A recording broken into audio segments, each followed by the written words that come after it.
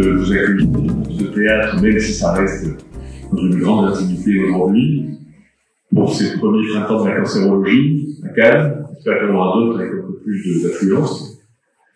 Et c'est un programme qu'on a développé il y a plus de 10 ans à Perpignan, à l'instar des universités citoyennes. On essaie de faire le transfert d'informations, de décloisonner un peu le savoir, les connaissances pour le transférer au grand public, dans une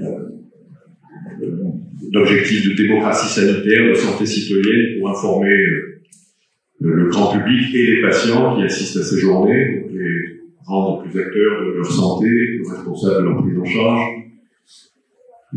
pour faire jouer un rôle de prévention primaire pour les patients qui ne sont pas atteints par cette pathologie. Et c'est donc l'Institut de communication et d'information sur le cancer qui développe ces journées, que l'on réalise dans beaucoup de villes en France, avec un peu plus de succès en principe que cet après-midi à Cannes. Et donc communication et information, c'est ce que l'on souhaite, c'est le projet qui est le nôtre, de communiquer et d'informer pour réaliser cet objectif de démocratie sanitaire, pour décloisonner le milieu des sachants dans ce domaine de la santé, c'est dans le médical, paramédical, et transférer ces informations vers le grand public. Avec une lexicologie adaptée, on demande à tous les intervenants d'essayer de simplifier leur discours pour qu'elle soit adaptée, qu'elle fasse sens chez les personnes qui ne font pas partie du chemin médical et paramédical.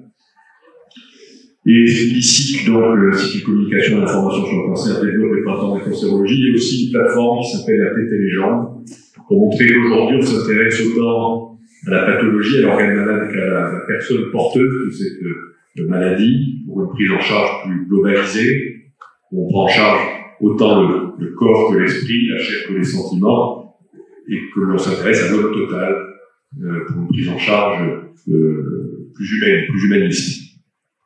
Donc voilà le projet qui sont les nôtres au travers de ces journées des printemps de la cancérologie. Je tenais à remercier Antoine Brachini qui a organisé le programme avec nous et qui a sollicité tous les intervenants aussi, d'avoir pris le temps d'être parmi nous aujourd'hui de façon bénévole et de faire part de toutes les informations qui vont être délivrées au cours de cet après-midi. Je remercie aussi Déborah et Mario qui nous ont beaucoup aidés à mettre en place ce projet à Cannes. Et voilà, je vous souhaite une bonne après-midi, puis on va de suite débuter avec le docteur Bourrégy. Alors, je sais que la manipulation. Merci. Bon après-midi. Alors, aujourd'hui, il faut décloisonner. Alors, je vais commencer par la méditation. Ça nous permet de nous ouvrir et de rencontrer l'imprévisible, comme aujourd'hui. On est une petite assemblée, mais peut-être que ça va être chouette de quand même découvrir ce qu'on n'a pas l'habitude de vivre. Donc, moi, je suis oncologue médicale et il y a quelques années, je me suis ouverte vers une pratique qui a transformé ma pratique et ma vie personnelle.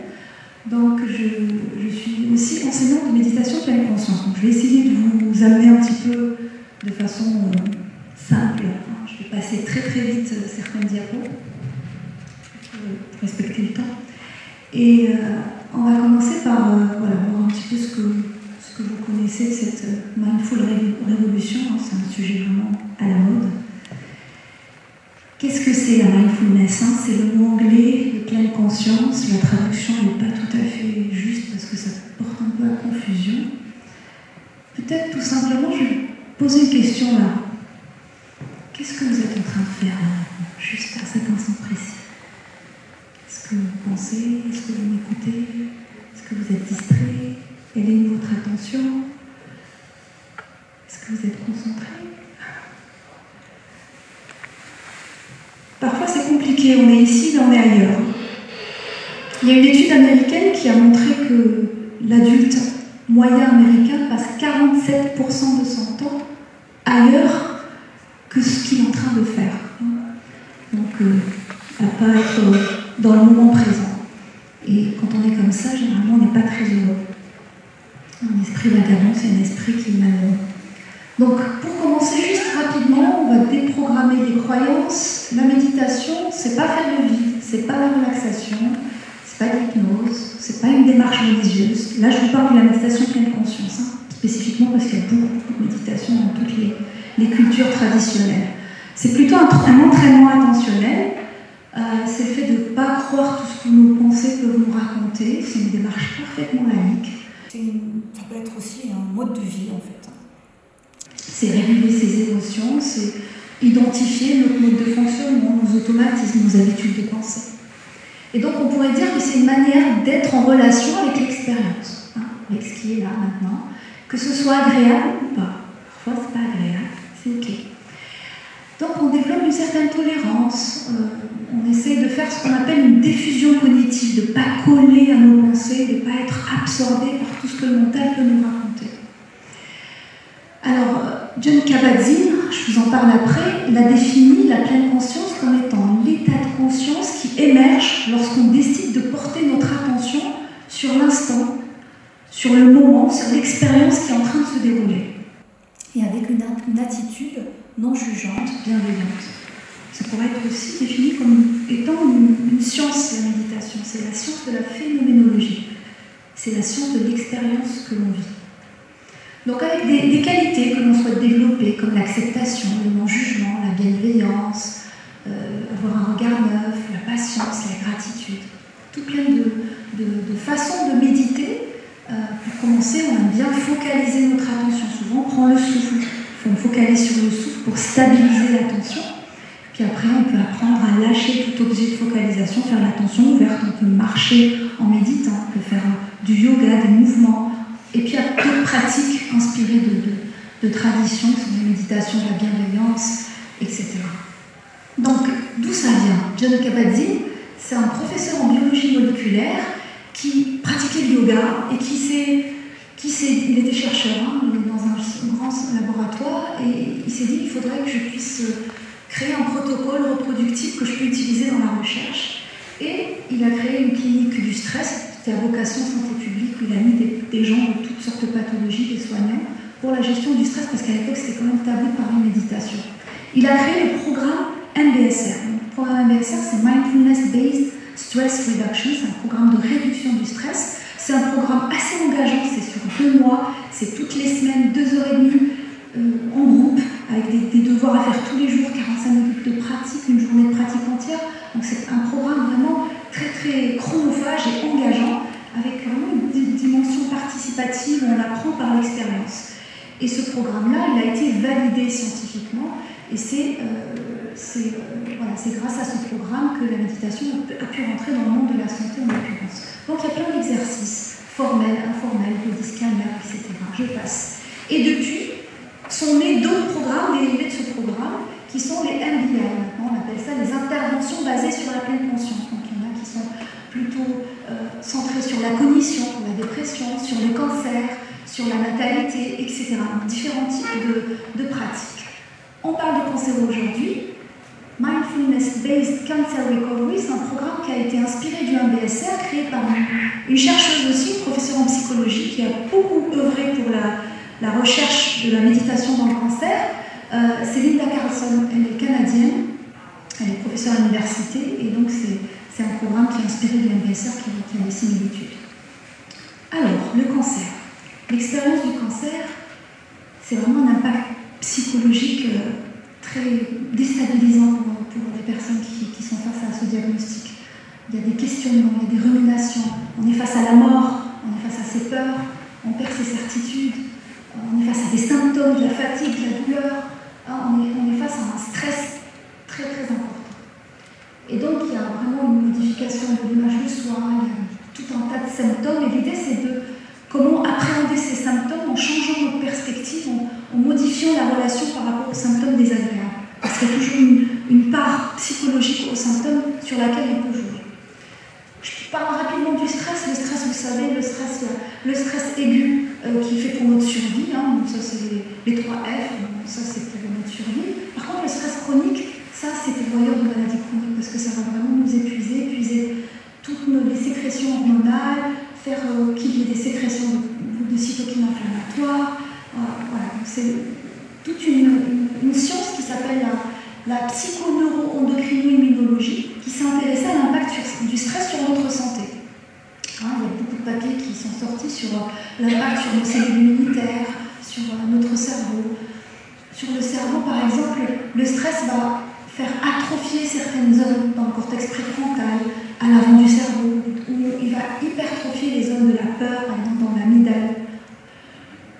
Là, c'est une étude qui est sortie en 2022 chez des patients qui étaient nouvellement diagnostiqués d'un cancer du poumon métastasé. Donc, ils devaient avoir un premier traitement par immunothérapie. Ils ont regardé un petit peu dans cette étude le nombre de personnes qui souffraient de stress chronique. 58% de ces personnes étaient en détresse. Et ces personnes-là ont moins répondu à l'immunothérapie. Là, ça s'est vraiment objectivé par un taux de réponse objectif au traitement qui a été diminué. Donc c'est assez édifiant, comme le stress peut vraiment modifier notre santé. Ça, c'est tout un pan de la recherche. Donc les recherches sur la méditation sur une conscience, il y en a beaucoup. Si on va taper sur PubMed par exemple, on va trouver des milliers et des milliers. Depuis les années 90, ça explose dans tous les domaines. Les premiers qui ont étudié sur le cerveau, c'est Richard Davidson qui a étudié sur les méditants experts, les modifications sur le cerveau. Ils ont déjà en 2000 observé des modifications fonctionnelles au niveau du cerveau dans certaines zones, spécifiquement au niveau du cortex à l'avant du front, dans ce qu'on appelle l'insula. Dans certaines zones, on ne va pas détailler la neuroscience, mais pour vous dire qu'il y a eu vraiment pas mal de découvertes grâce à l'imagerie fonctionnelle cérébrale. C'est des IRM ultra puissantes qui peuvent regarder comment le cerveau fonctionne pendant qu'on fait une tâche, en l'occurrence pendant qu'on médite. Donc il y a des modifications structurelles, surtout chez les méditants qui ont médité des milliers d'heures. Donc il y a ce qu'on appelle la neuroplasticité du cerveau. Le cerveau n'est pas figé, il peut vraiment, il y a de la neurogénèse qui se crée, il y a des nouvelles connexions qui se font entre les différentes zones du cerveau. Et on sait qu'il y a une zone qui spécifiquement se modifie, donc c'est une zone qui s'appelle l'insula, qui est vraiment au centre, c'est un lobe à part entière dans le cerveau, qui est impliqué dans les sensations du corps, les perceptions qu'on a des émotions. Celle-ci, elle se modifie. Et pour que ça change, il faut vraiment plus que 8 semaines, c'est vraiment les changements structurels nécessitent plus de temps. Une étude qui s'est faite sur 9 mois, là, qui a démontré, c'est un énorme projet, qui a montré ces changements-là. Je passe vite parce que sinon, là, c'est le cerveau qui va d'abord. Quand on ne pense à rien, quand on est assis, on est en mode de rêverie, c'est le cerveau, c'est le fonctionnement par défaut. Donc, il y a tout un tas de zones qui vont s'activer. Et c'est ce vagabondage qui nous rend ruminant, etc. Donc, quand on va décider de méditer, on va porter son attention sur un objet, hop, l'attention va partir à un moment ou à un autre, on va avoir des idées, et on va réaliser qu'on n'est plus concentré sur notre souffle, par exemple, et on revient. Et ça fait un cercle comme ça de distraction, focalisation, qui recommence constamment. Donc, les effets sur la santé, principalement des effets sur l'immunité, sur la baisse de la tension artérielle, il y a un effet sur la télomérase. La télomérase, c'est une enzyme. Vous savez, dans nos chromosomes, l'extrémité de nos chromosomes, on a comme des petits bouts de lacets qui s'effilochent au fil des divisions cellulaires. C'est ce qui signe le vieillissement, en fait. Et donc, il y a une enzyme qu'on a naturellement qui va protéger ces extrémités. Et il y a une étude qui a démontré qu'après 3 mois de pratique, ce raccourcissement était freiné, en fait. Et cette enzyme était augmentée de 30%. Donc voilà, ça je vous ai dit, les effets sur l'inflammation, les effets sur le vieillissement au niveau cognitif, sur les rechutes dépressives, ça c'est une publication extraordinaire du Lancet qui montre que, le Lancet c'est un grand journal médical qui montre que de faire de la méditation, quand on a fait de la dépression, on a tendance à faire des rechutes dépressives. Ils ont comparé deux groupes, un groupe avec des antidépresseurs, un groupe avec un programme de méditation qui s'appelle ABCT, et ces personnes-là avaient 50% de moins de rechutes que les autres qui avaient juste un antidépresseur. Alors, ensuite, la douleur. Je suis vite, parce qu'il y a plein de choses à dire. La douleur, j'aime bien parce que c'est vraiment un exemple qui va objectiver ce que c'est qu'un symptôme physique. La douleur, elle a une double composante, ce qu'on appelle le mal à double flèche. La première flèche, c'est la douleur, c'est nociceptif, c'est-à-dire c'est ce qu'on quantifie, ce qu'on sent, c'est quantifiable, mesurable. Et il y a la flèche qu'on va rajouter par-dessus, qui est la réaction psychologique. C'est la réaction mentale. Et ça, c'est la souffrance. Et c'est sur cette part-là qu'on peut joué sur la méditation. Les études sur méditation et douleur ont comparé les pratiquants experts et novices, et clairement il a été démontré que l'expérience sensorielle était paradoxalement augmentée, mais le vécu émotionnel était moindre, l'expérience désagréable était moins désagréable. Donc voilà, ça c'est la méditation de douleur. Pour ce qui est du cancer, là c'est des publications. L'ASCO, c'est le congrès annuel de tous les cancérologues qui publie des recommandations chaque année. Déjà en 2018, ils recommandaient dans tout ce qui est médecine intégrative, toutes les thérapies intégratives, ils ont comparé, et celle qui a le plus haut niveau de preuve reste la méditation pour divers symptômes comme l'anxiété, la dépression, la qualité de vie. Donc, je vous parlais tout à l'heure de cette dame qui a créé ce programme MBCR, d'une dame ça fait 25 ans qu'elle fait de la recherche sur cancer et méditation. Elle a fait un tas de publications, et clairement ça montre qu'au niveau symptomatologie, il y a vraiment une amélioration au niveau psychologique, au niveau du bien-être, et aussi au niveau de certaines fonctions biologiques, comme je disais, l'inflammation, le cortisol, et voilà, différents paramètres. Sans rentrer dans les détails, pareil, sur les télomères, on a pu démontrer que ça maintenait une certaine longueur. Plus récemment, j'ai regardé sur PubMed ce qui y avait de plus récent, là une étude de fin 2023 qui montrait que la pratique de méditation, ils ont fait une revue de toute la littérature scientifique pour montrer est-ce que la méditation pouvait diminuer le risque de cancer et le risque de maladies cardiovasculaires. Ils ont regardé un petit peu les paramètres biologiques, pareil, ce que je vous ai déjà cité, je ne vais pas en dire, au niveau paramètres de l'inflammation et de l'immunité. En cancéro, là où il y a le plus de publications, c'est, je regarde là, je vais vite, cancer du sein. Voilà, cancer du sein est vraiment beaucoup de données sur cancer du sein et méditation, dans voilà, pas mal d'indications. C'est une étude récente, la 2021, par une américaine qui s'est intéressée particulièrement aux femmes qui sont jeunes, qui ont un cancer du sein, moins de 50 ans, avec des enfants en bas âge. C'est vraiment pourvoyeur de dépression d'avoir des enfants en bas âge, d'avoir un cancer.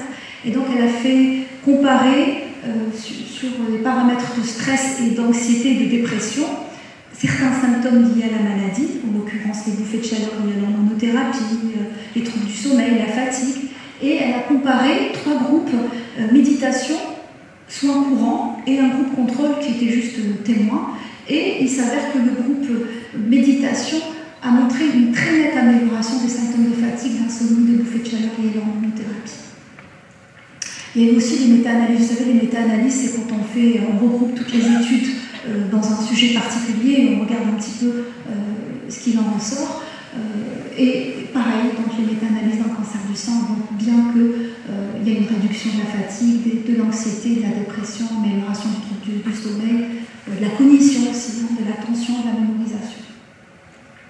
Dernière méta-analyse que j'ai pu trouver, de 2024, sur l'amélioration de 31 études, quand même, ça date, c'est tout récent, ça date d'avril 2024, où on commence vraiment à récolter les preuves sur l'amélioration du bien-être psychologique des patients atteints de cancer.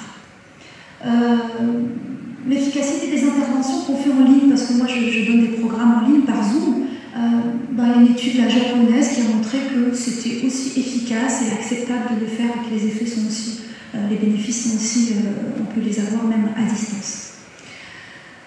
Je vais finir par le plus important. Alors cet été, il y a eu une publication, comme je vous disais, l'ASCO, c'est ce qui est vraiment très important pour nous, oncologues, cancérologues, c'est cette société internationale qui donne les recommandations du guidelines des pratiques.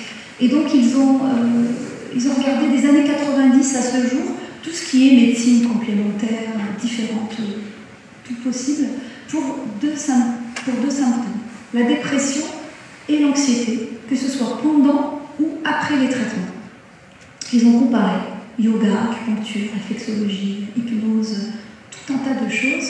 Ce qui en ressort, c'est que le plus haut niveau de preuve, c'est la mindfulness. Les interventions basées sur la pleine conscience ont le plus haut niveau de preuve, donc une forte recommandation été émise pour l'indication anxiété et pour la dépression, pareil. Donc c'est vraiment là où il y a le plus de données et d'efficacité.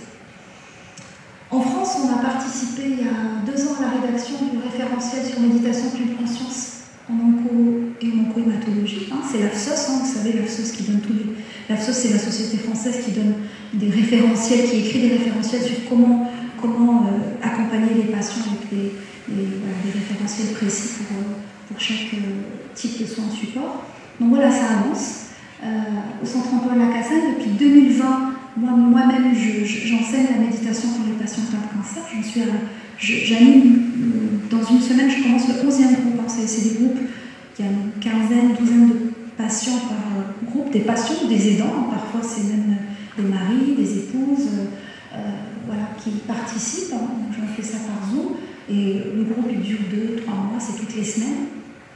Et les retours sont vraiment très, très, très positifs. Vraiment, c'est une expérience assez intéressante parce qu'on a tendance à penser « Ah tiens, c'est après cancer que c'est plus simple pour eux parce que d'avoir la chimiothérapie, c'est fatigant, de faire du Zoom 2h30 toutes les semaines. » Au final, non, certaines patientes me disent « Ah, même pendant la chimiothérapie, ça m'a soutenu, ça m'a aidé. » Et voilà, c'est vraiment une grande satisfaction pour moi, en tout cas, d'accompagner ces patientes. Je dis patientes parce que c'est en majorité des femmes. Il y a très peu d'hommes, c'est comme dans les groupes de yoga dans la vie.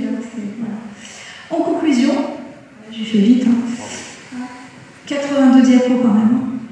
C'était le marathon. En conclusion, ce que je pourrais vous dire, c'est que les interventions basées sur la pleine conscience sont proposées aux patients depuis déjà la fin des années 90. Et donc, comme vous avez pu voir, il y a des centaines d'études. Il n'y a plus rien à prouver. En fait, c'est complètement établi. La pleine conscience est vraiment bénéfique pour les patients atteints de cancer. Donc avec cette publication de la SCO de l'été dernier qui émet une forte recommandation de proposer, donc on est obligé de proposer parce que c'est vraiment tellement bénéfique et complémentaire. Ça rentre dans ce qu'on appelle l'oncologie intégrative, la médecine intégrative. On essaie d'allier le meilleur de la science, le meilleur des thérapies ciblées, le meilleur de l'immunotherapie et prendre en compte la personne dans sa globalité avec son histoire, son émotion, toutes ces particularités. Et voilà, donc le défi maintenant, c'est de rendre accessibles ces pratiques, pouvoir les amener partout, pour que ça puisse être démocratisé, que tout le monde puisse y bénéficier, s'il le souhaite. Je vous remercie.